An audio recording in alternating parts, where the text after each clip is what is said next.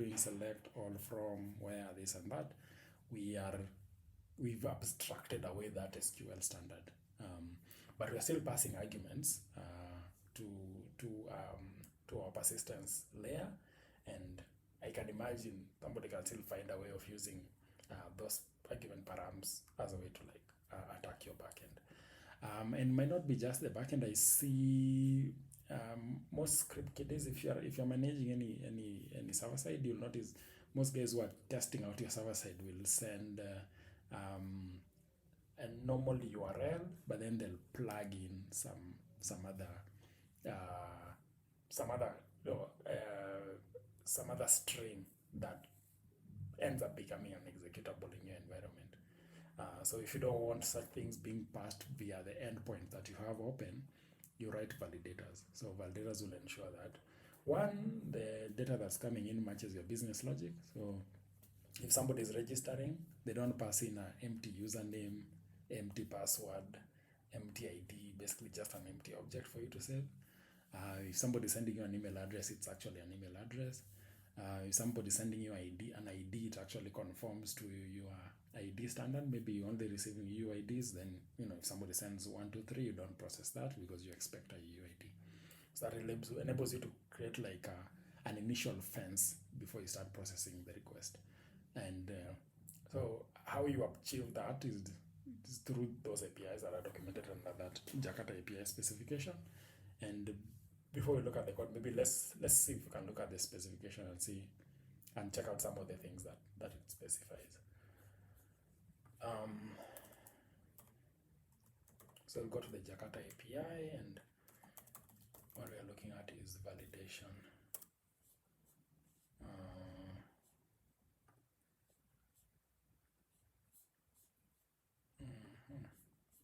And if I could just get the spec. Okay, yeah, so here we are.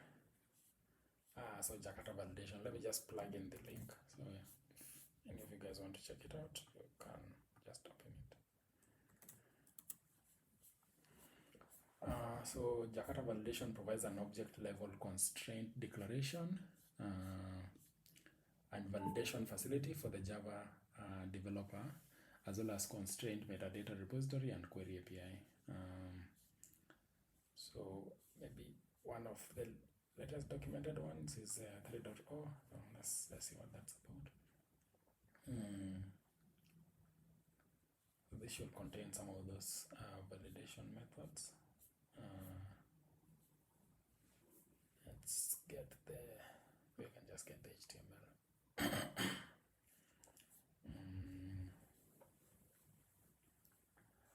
Constraint definition.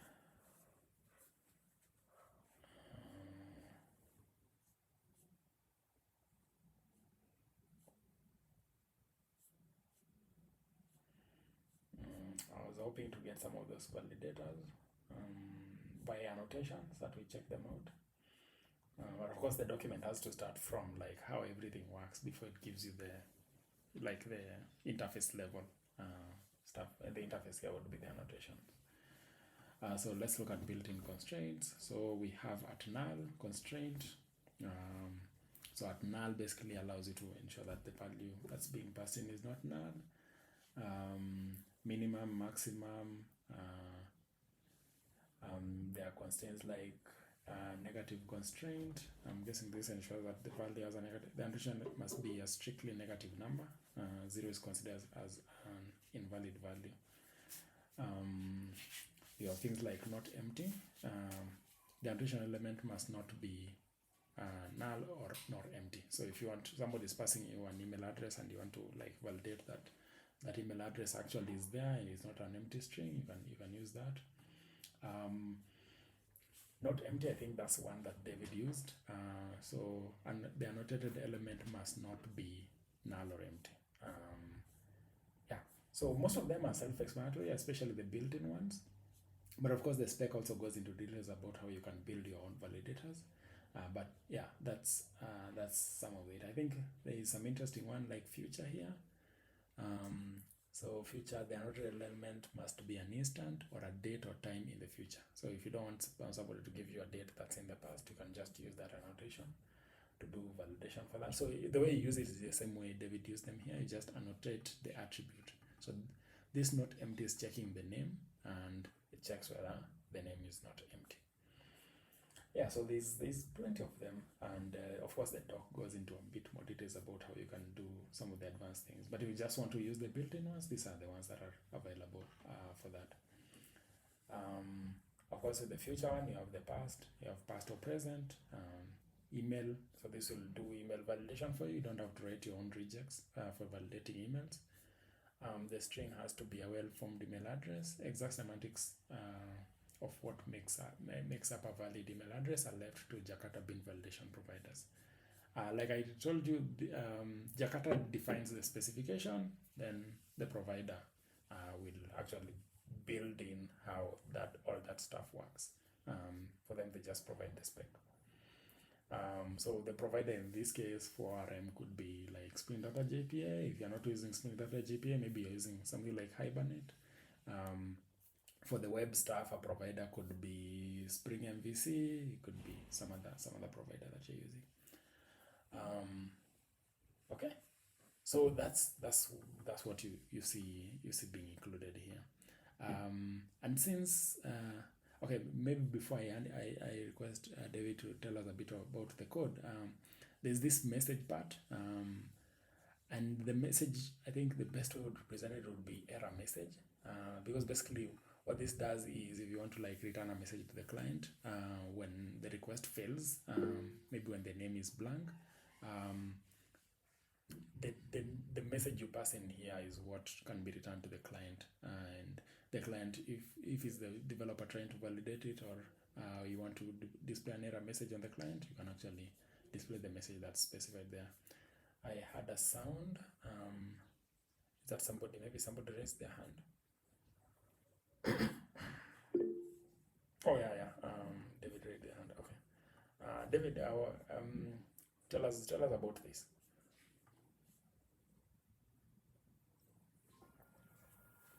Okay. First of all, I will talk about the message part. So what I did, what I usually do, the best practice I've seen is that, you see, the message is not what I would say directly to the user. I love a global exception handler that will take in all the arguments, invalid arguments thrown by the exception, and package them inside an entity that I can set back to the user. So I have an entity there linked to the exceptions handling that will correct all the messages, define a better way of setting the response to the client. Is this the one you're referring to? Yeah, so the third method. This one, eh? Yeah, that's the one that will do the setting of the better messaging. Yeah. Okay. Can you take us through it? Maybe explain how it works. Yeah. So okay. So Spring has a good way of handling all exceptions that are thrown in the controller, especially when you are validating your incoming data objects. So what you do is that the moment you receive any request that contains a body from the user, you'll have to check if it meets the conditions that you have set in the validators. Now, if it doesn't meet that, the exception that is thrown, they call it the method argument not valid exception. That exception is thrown by the spec, just annotating it to the REST controller device. So this is the class. I have used the what they call the exception handler to get the exception that is thrown. So in the exception handler, you pass in the method argument valid, not valid exception class. Then with that class, you can get the messages that were thrown. If the name was null, you get the message there. So you extract the messages. So that's the variable x. It has a property, it has a method called getBindingResult. Then from there you can get all the field errors per field. If they were more than one, maybe the name was null, the other description was null also. You have a kind of a way to correct all those errors, and then you can put them in maybe a map. For example, for me, I put them inside a map in an object I'm calling an exception object. So there is an exception object below. In the return, there is an exception object which has three properties. It has the HTTP code for the error, then it has the errors that were thrown, and then the date, the particular time, which I will set back to the client. This will be a better structured, I think, response, so that the user can see if it was the name that was invalid, if it was the, yeah, that's what I do. Then going back to the validations,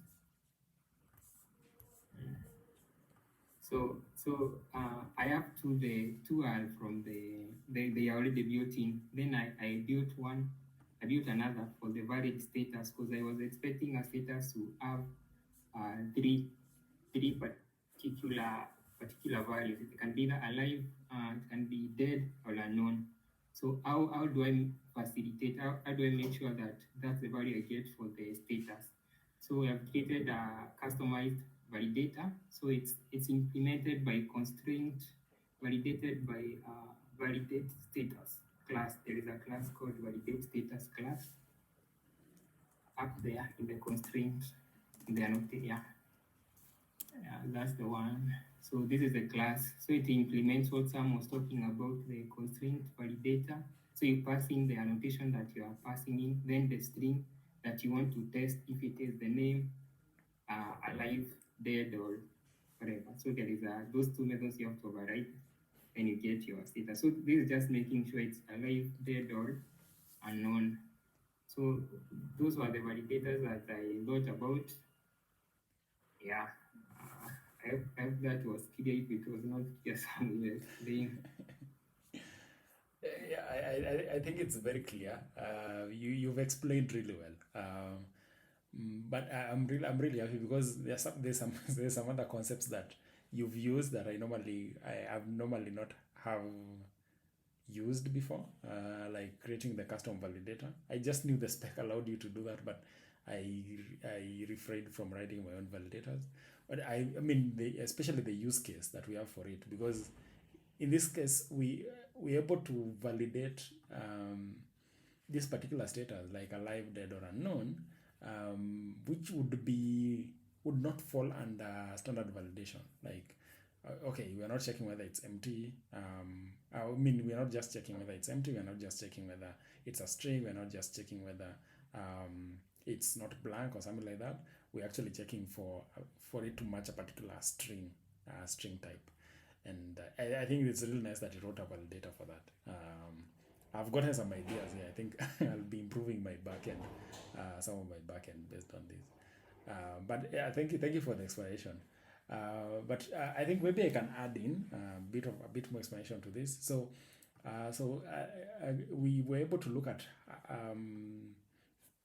the default validators that come with the spec. So like not empty, which you can actually reference all the available ones here. So there's not empty, decimal marks.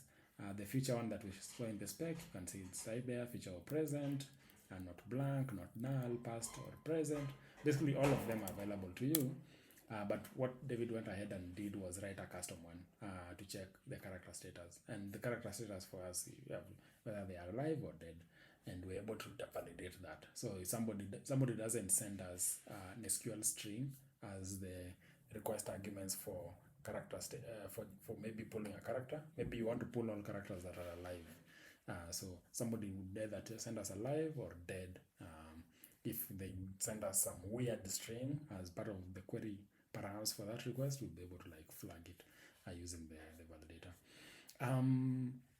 So I think that's clear, but I would encourage you guys to download the specification on validation. Or if you don't download the PDF, at least go to the HTML version of it, and I would encourage you guys to read through some of that. Part of being a good developer is sitting down with these specs and reading them and understanding them clearly. So I would encourage you to take that. Encourage you guys to take that approach. There's another concept that Um, there's another concept that let me just change up this. So there's another concept that David introduced, and it runs a bit deep. The way we have these sessions, we cannot like dive into these concepts exhaustively. So one advantage that we get is we can introduce some concepts and then highlight where the spec or the documentation for that API or thing is defined, and then you guys can pull that and like dive deeper into what can be made possible. So there's this element in his code under the exception handlers, this REST controller advice. So this actually introduces a programming paradigm. You know the way we have programming paradigms. You have imperative, object-oriented. We have functional. So there's a programming paradigm called AOP, aspect-oriented programming. And I think I'll just pull the docs for that, but maybe I can give an overview, rough explanation of what AOP is. So aspect-oriented programming allows us to, in basic terms, allows us to create method wrappers, if I can call them that. So basically you can, the way we have a function signature. The function signature is basically the function name. And the class signature is basically the class name that you have. So for instance, a function that obtains somebody, oh yeah, yeah, basically they act like proxies. I think there's multiple ways to explain that. So basically you can create a construct within your concept within your program that checks for all the functions that match a particular argument, a style or a particular name, or live within a particular part of your program. And anytime that function is executed, there's some other function that you've defined that has to be executed at the same time. And basically you can say every time a persistence method is called, before it's called, execute this, and then after it's called, execute this function.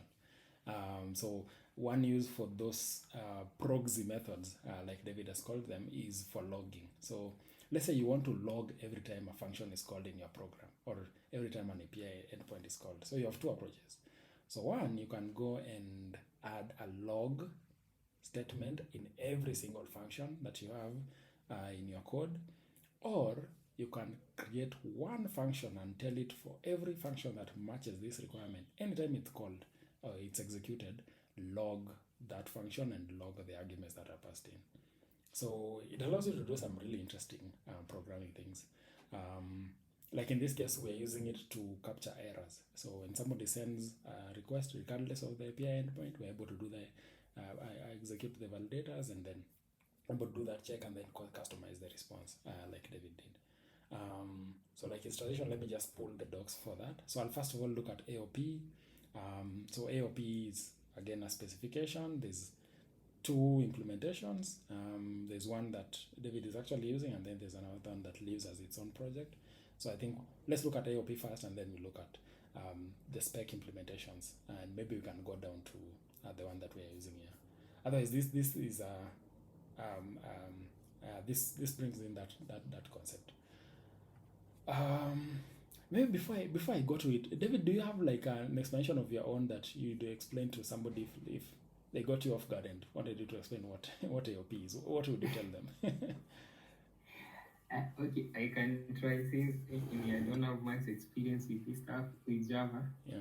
But what I know from what I've read is that you see when you are talking about aspect-oriented programming, you just the way you explained, you take a method, then you wrap it around, meaning that for any method call, that method is called for. It's not called directly. You are calling the proxy, the wrapper around it. Now the wrapper can actually kind of define when to execute, where to execute the method in what they call point cuts. So there is a position where, like the way I was talking of logging. So the moment that method is called, I want you to do this at this particular point of the method execution. So that's how I understand the aspect part. And this is very good because you can actually control how the method is executed without first of all having it completely do the execution. So you kind of control the stages. You do something at this stage, you do something at this other stage, instead of having it learn like completely and finishing and returning whatever it was supposed to return. So you have like a proxy, a person between the method execution and whoever is calling it. So you're controlling whatever the one is calling, whatever they are requesting, execution of that object, of that method. Oh yeah, exactly. So you basically, I think the wrap idea and the proxy. If I know most guys here know what proxies are, so yeah, the proxy idea explains it. So let's look at the what I would call the computer science explanation of what AOP is. Aspect-oriented programming. I think I'll fall back to Wikipedia for this. So Wikipedia says in computing, aspect-oriented programming, AOP is a programming paradigm. And like I said, programming paradigms are like imperative, object-oriented, functional. So it's a programming paradigm that aims to increase modularity by allowing the separation of cross-cutting concerns. So cross-cutting concerns I think in systems development is where you have some component of your software, but that component of your software is used in multiple places. As an example of such a component is, like I said, logging. So logging is not isolated to maybe your repository function or your service layer or your controller. You'll want to do logging everywhere. Maybe you are doing audit trail for your system, or you are doing validation for, does this user have authority to access this resource, or something like that. So those are cross-cutting concerns. Logging is a good example of cross-cutting concerns. So it does so by adding behavior to existing code and advice, without modifying the code itself. So the component you want to execute every time the wrapped code they execute is called an advice. So without modifying the code itself. So this means you don't have to go and add the log statements in every controller function or in every persistence function that you have. Instead, separately specifying which code is modified via a point cut specification, such as a log all function calls when function's name begin with set. So this you're defining such a point cut. So this allows behaviors that are not central to the business logic, such as logging, to be added to a program without cluttering the code's core functionality. So like in this case, the cross-cutting concern was validation that David was adding. So instead of going and datifying every controller function with the validation logic, when requests coming, you can just define that as an advice separately, and then I have a syntax for specifying when that function that validation can be executed, and what happens when maybe validation fails or something like that, instead of cluttering your code. So AOP includes programming methods and tools that support the modulation of concerns at the level of the source code. While aspect-oriented programming, aspect-oriented software development refers to a whole engineering discipline, of course. I don't know if the document talks about, it talks about the implementation, the reference projects, if I can call them, for this. Let me just check out this last paragraph. So all AOP implementations have some cross-cutting expressions that encapsulate each concern in one place. The difference between implementations lies in the power, safety, and usability of the construct provided. For example, interceptors that specify the method to express a limited form of cross-cutting without much support for type safety or debugging. So it references this AspectJ, and that's what I was driving at. So AspectJ has a number of such expressions and encapsulate them in a special class called an aspect. So AspectJ is an implementation project for aspect-oriented programming. So it's Wikipedia talks about it's an aspect-oriented programming extension created by PAC for the Java programming language. It is available in Eclipse Foundation, both standalone and integrated into the Eclipse Eclipse IDE. If any of you are old enough to know about the Eclipse IDE. Eclipse IDE is a very, very old IDE. I'm sure some people are still using it, but back before IntelliJ became popular, a lot of people used Eclipse. So AspectJ is the Java implementation of aspect-oriented programming. So it defines most of those constructs and allows you to just go ahead and use them. So you can use AspectJ directly without being in a Spring project, but Spring encapsulates some of the aspect-oriented programming constructs that are defined by AspectJ through things like the annotation that we saw here. So you see you have this REST controller advice. So this you notice there was a concept of advice in the document. I was talking about you define an advice.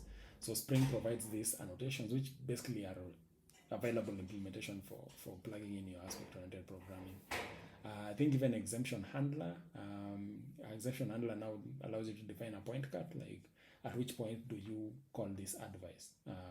So when you get an entity not found exemption, method argument not valid exception, or something like that. My main point is that there is the AspectJ project that you can use directly for your Java programs to do aspect-oriented programming, but also you can use the Spring wrapper for AspectJ, which is some of the constructs you're seeing in David's code. Docs, let me see if I can provide you guys some docs. So Spring Boot, this better go to the Spring Framework AOP doc.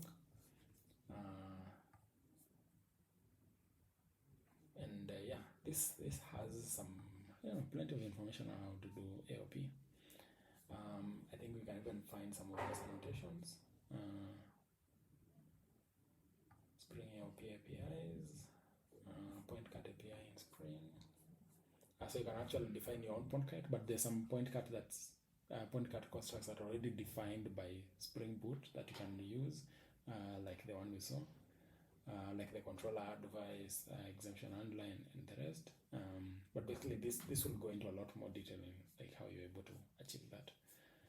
So I'll just plug in the doc, just like the other ones, and if you're curious about AOP or how it works in Spring, you can just check out that documentation. So that's AOP. So that's what we are using here.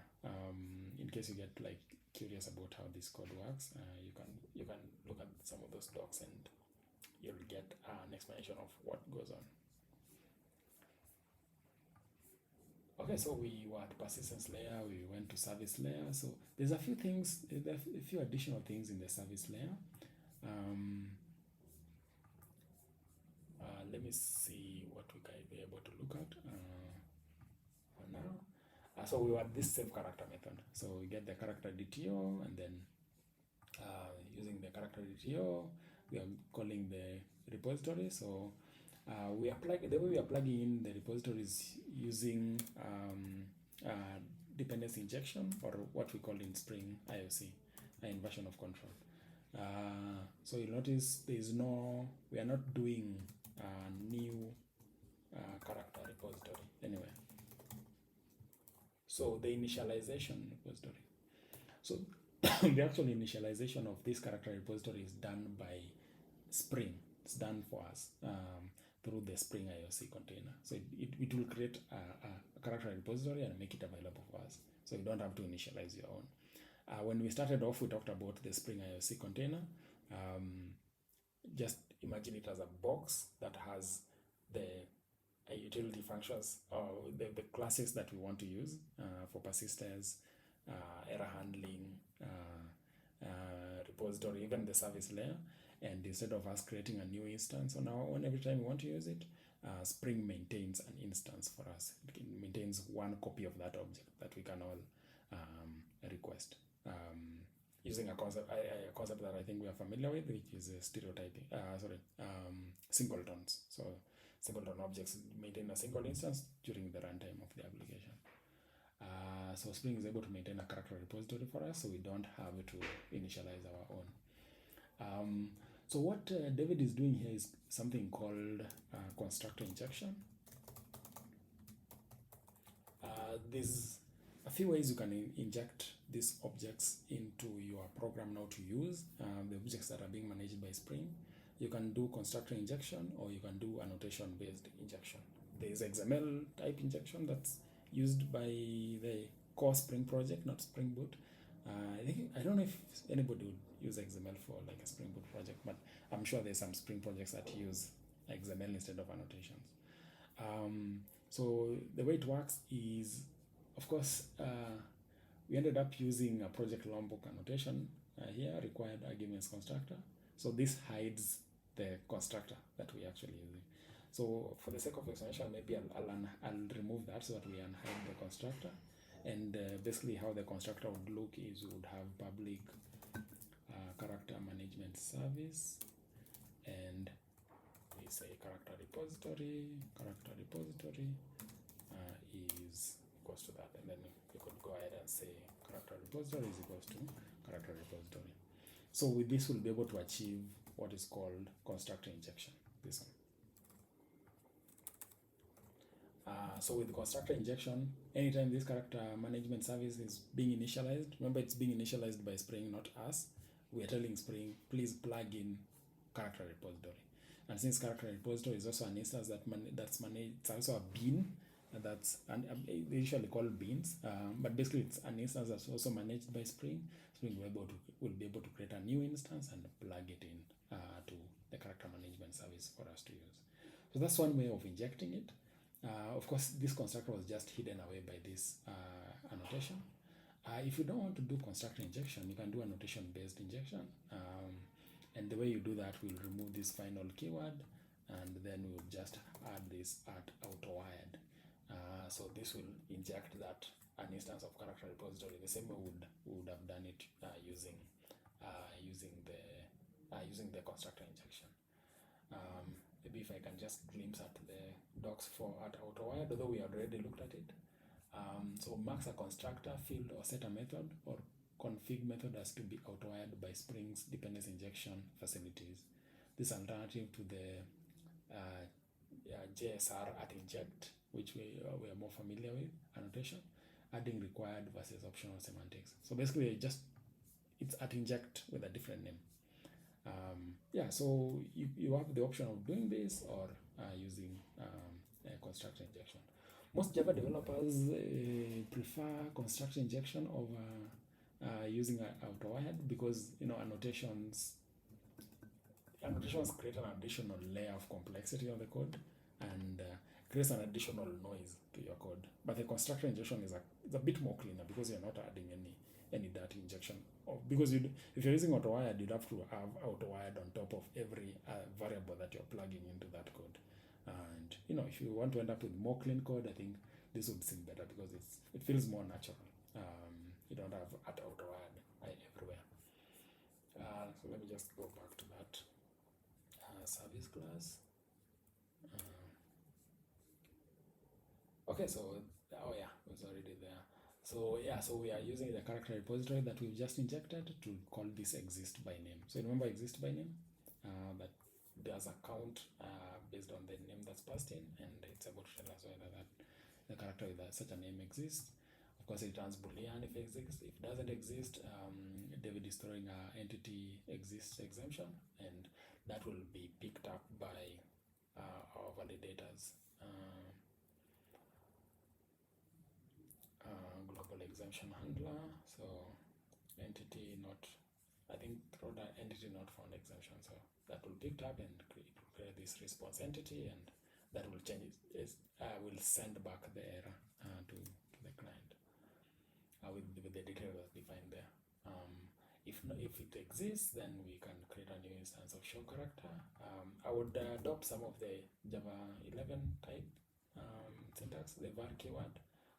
I don't know if David, you have anything against the var keyword that caused you to not use it, but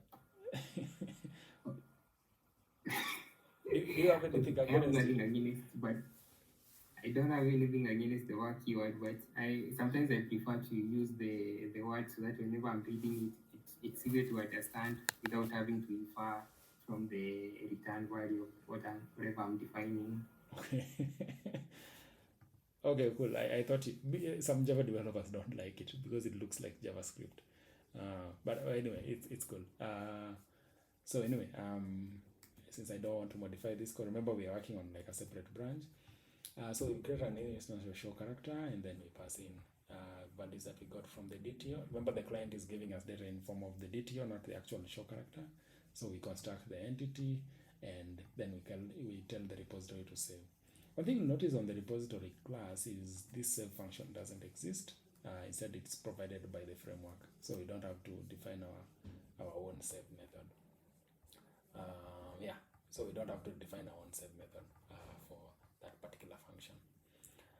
So there's a few other functions here: edit character, find by name, delete by ID, and both of them just end up doing the utilizing the repository method to do the save and delete functions. And yeah, there's some business logic here that you guys can check out, but basically that's what's happening in the service layer. So yeah, David wrote a lot of logic for like filtering, find character by IDs. So anything you'd want us to know about that service class that I might not covered? Okay, there isn't much you haven't covered, but something that I found really challenging, because you see the API that you're trying to clone, the Rick and Morty API, they have just one single endpoint whereby you can get all the characters. You can get one character by ID. You can also get many characters by providing a list of IDs or a comma separated string of IDs. You can also provide request parameters to filter. So it's just being done by one single endpoint. And the funny thing with the endpoint is that it doesn't have different routes. I mean, it's just character. Character, either you put a path variable, you provide a path variable, or a request parameter, nothing more. So when I was constructing my controllers, I knew I had only to work with the character, one endpoint that is slash character. Now the business logic of it, of that single controller doing all that, that's why my service is so, my functionality is so long at the one function. So like for example, for the IDs, if you can check filter by, I mean, that one. This filter so find character by filter by field. You see, we are passing the page. It was taking in the page, it was taking the name, it was taking the status. Since we are dealing with only one endpoint, the name can be null, the string can be null, string can be available, I mean the status can be available, the name can be null. So you have so many varying parts just being handled by one single controller on this controller level. Now the function that is being called by that single endpoint is this. So that's why I had to check if for example, you can see for the first case, I'm checking if the name is empty.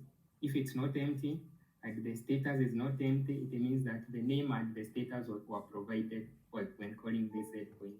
So I have now to call the method in the repository layer that searches for both name and status, anything that is containing both name and the status, and returns a kind of a list. So that's the logic. Then I also noted that the object that was getting returned, it had two attributes. It had info, which was supposed to contain, I think you can check the info object. It is containing a lot of details. Yeah, so you see, that's the one of the attributes that is supposed to contain count, the page, the string to the next page, and the previous page. So I made a class for that. So that should be provided as a property in the info.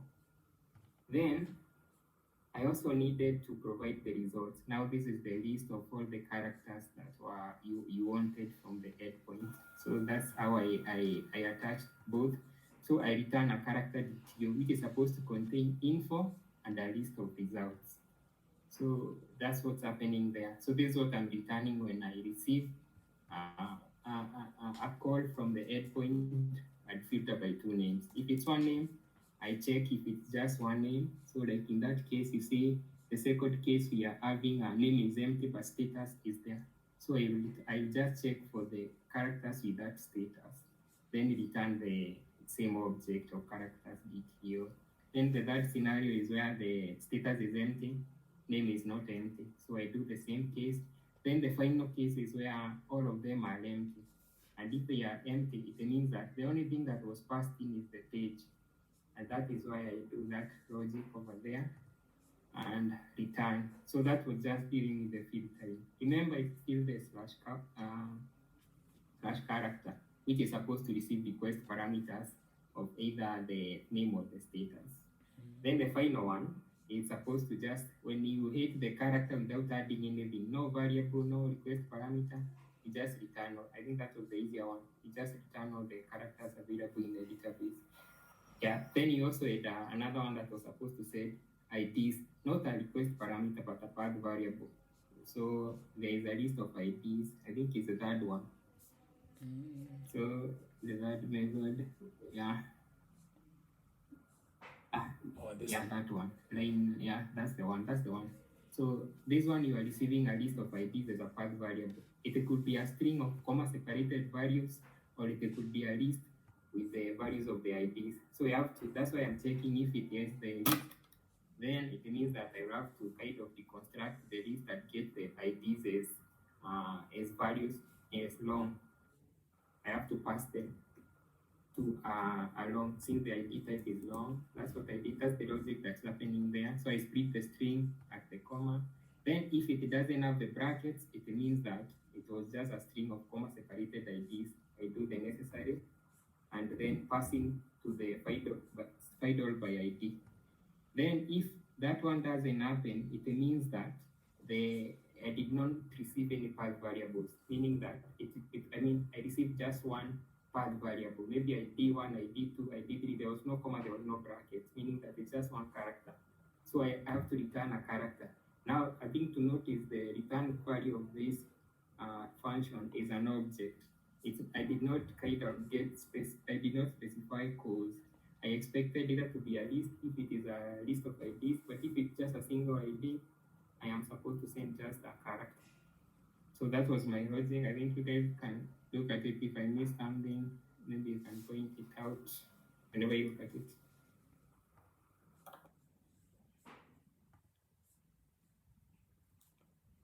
Yeah, I mean, it's very interesting how you constructed that. I didn't notice that that particular aspect from their docs.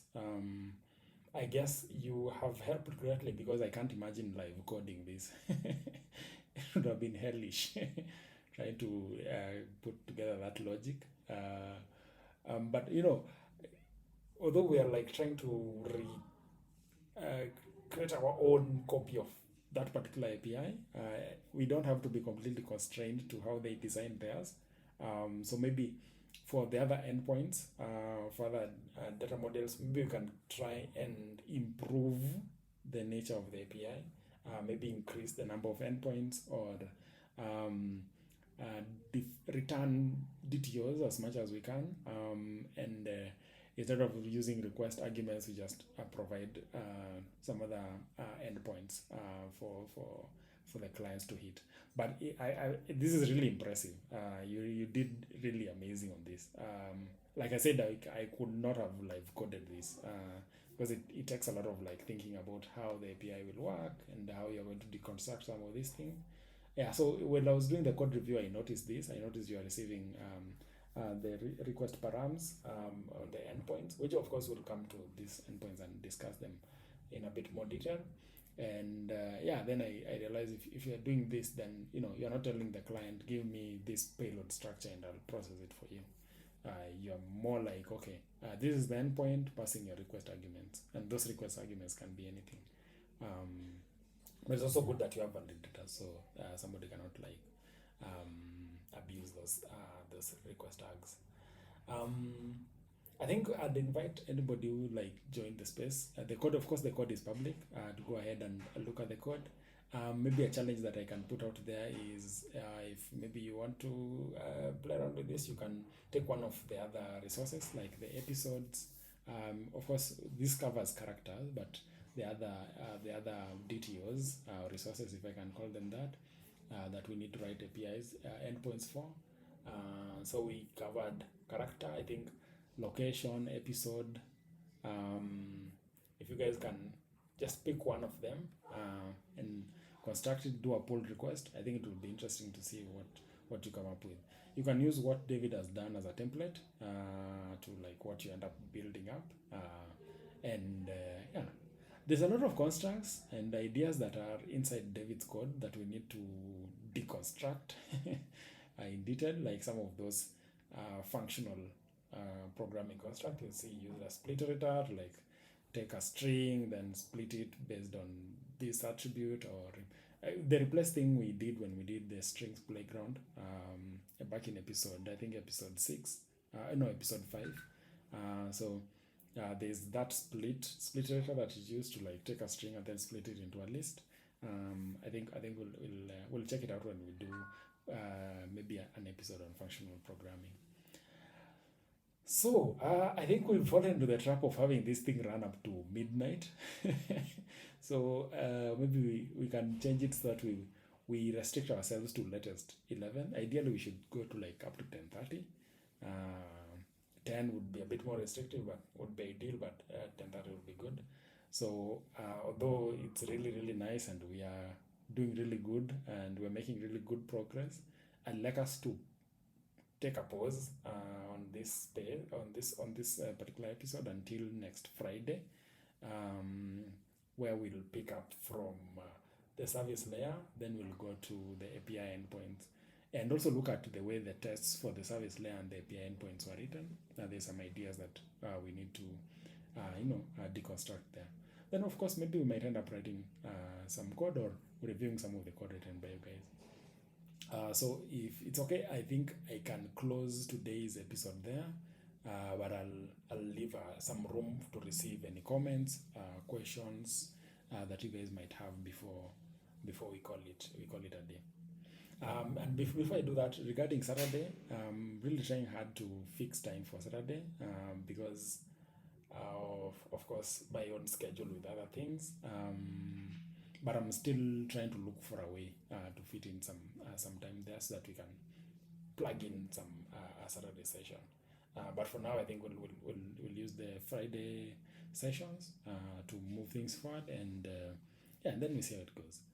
But I promise I'll try and figure out how to juggle with my schedule to get the Saturday space in. I keep saying space because we are from like Twitter Spaces, but session or episode in. Questions, comments, I think I can give like a few minutes for that. And it could be beyond what we've covered, maybe the way we structure the sessions, maybe you have an idea to improve things, or you want us to change the time or the day, or you want us to check out some topic or concept, feel free. But then if you want to build a front end for this, I think it would be nice.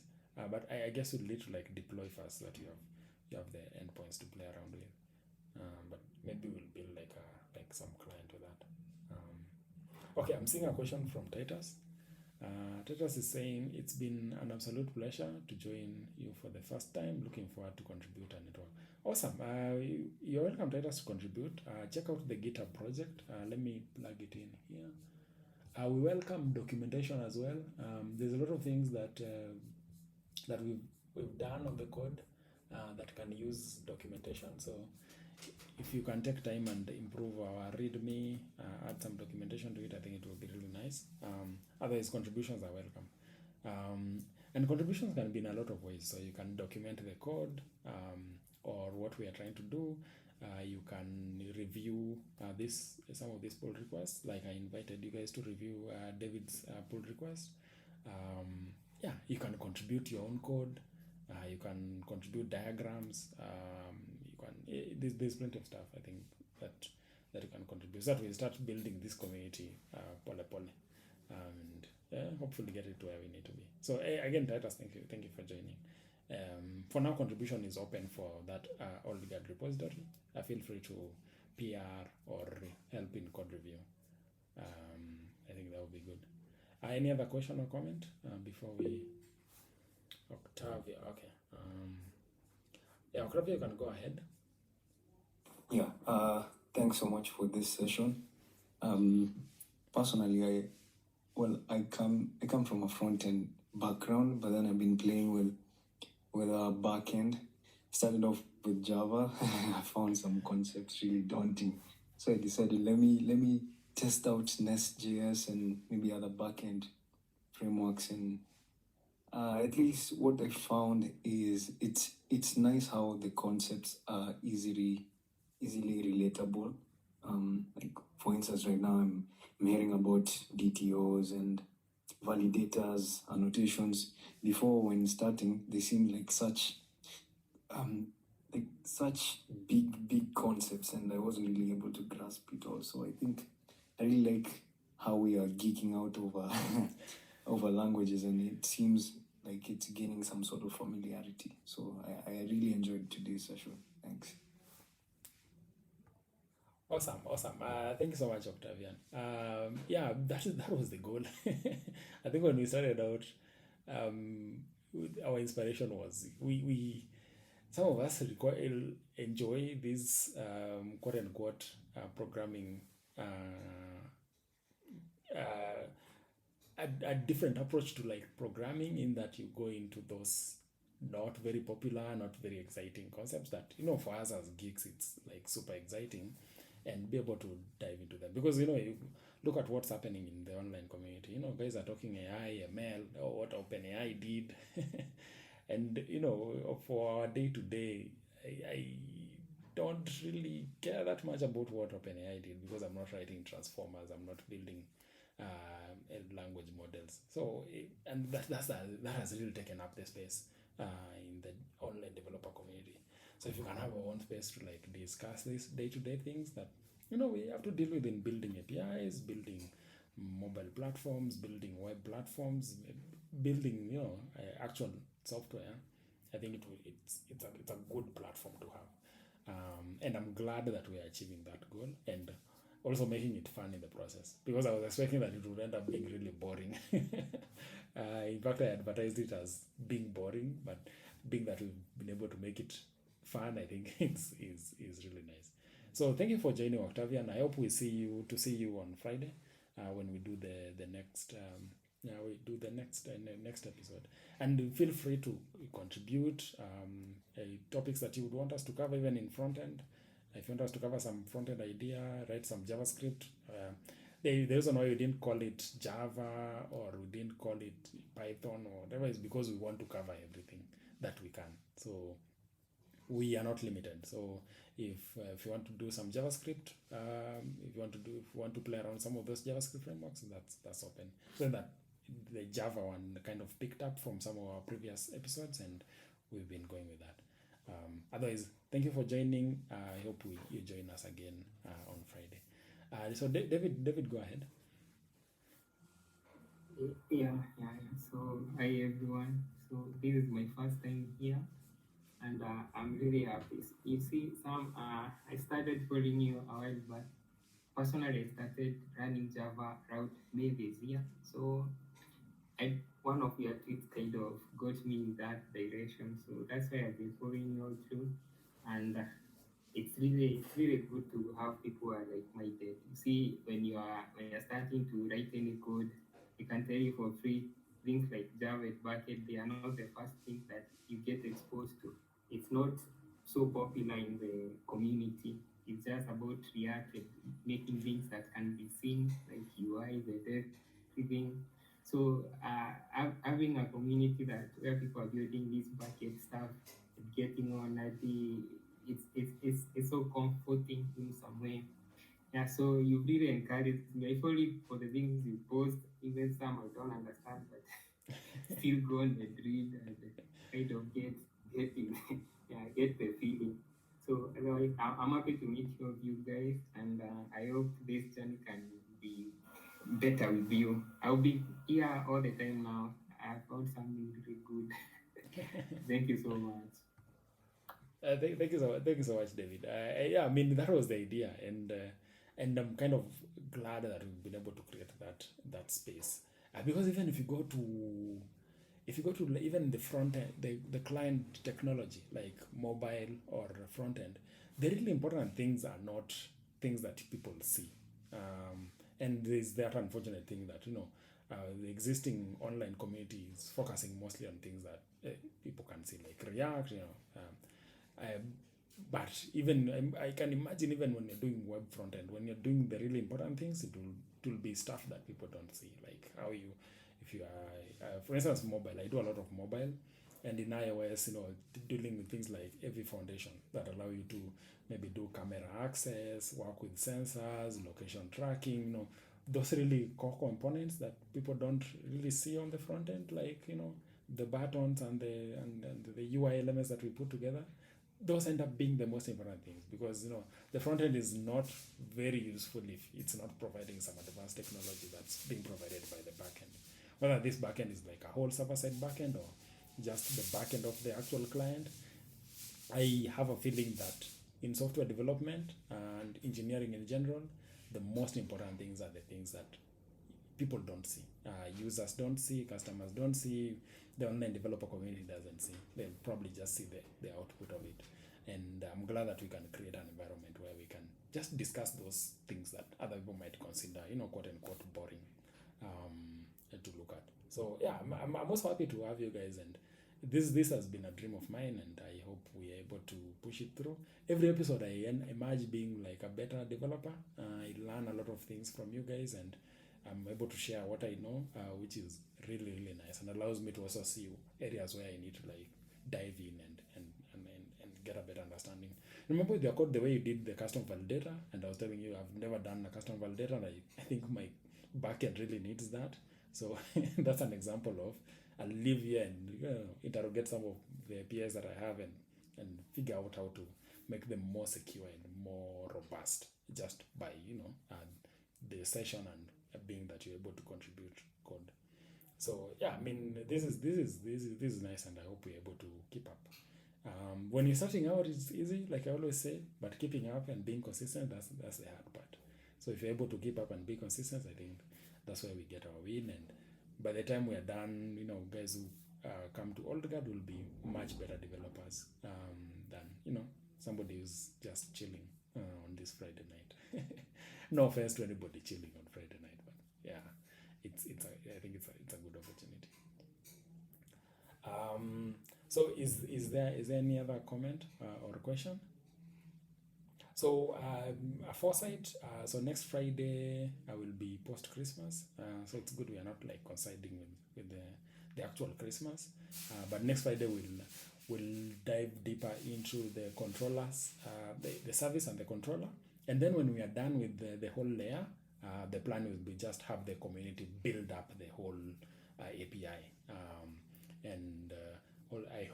I think maybe on the third one of this series, we'll deal with the security aspects of building the API.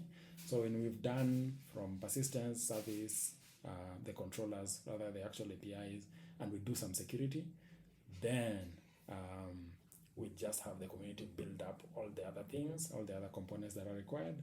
And my plan is either to use the existing server space that I own, or to acquire some new server space, and then we can deploy this thing, and then that will give us a nice segue into looking at some front-end technology, either mobile or just web front-end, or server-rendered pages, some template technology, and now look at things with like JS, HTML, how to play around with CSS and stuff like that, so that this API becomes kind of like an actual output or product that we've been able to like put together from our sessions.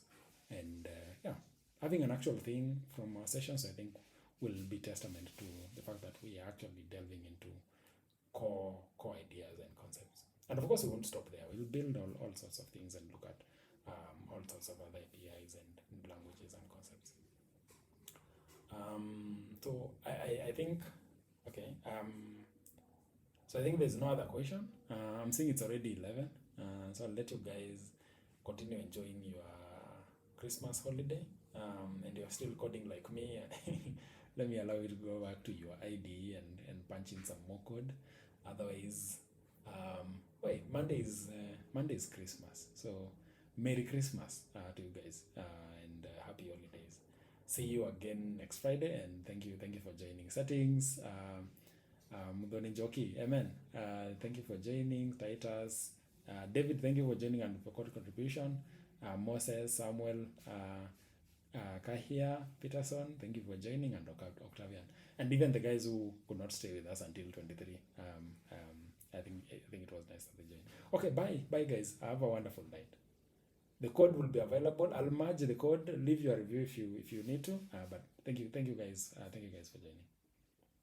See you on the next one.